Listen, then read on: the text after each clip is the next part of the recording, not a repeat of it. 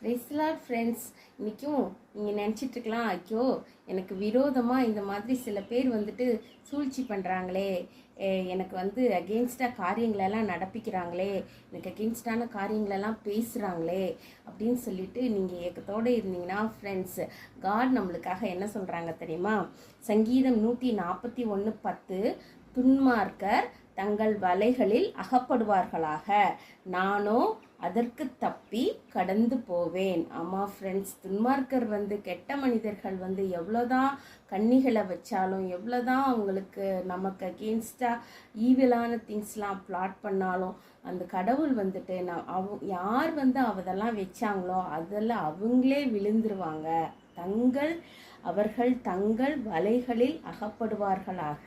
அவங்க என்னெல்லாம் வலை வச்சாங்களோ அதில் அவங்களே அகப்படுவாங்க ஃப்ரெண்ட்ஸ். நம்ம அதற்கு தப்பி கடந்து போய் கடவுளை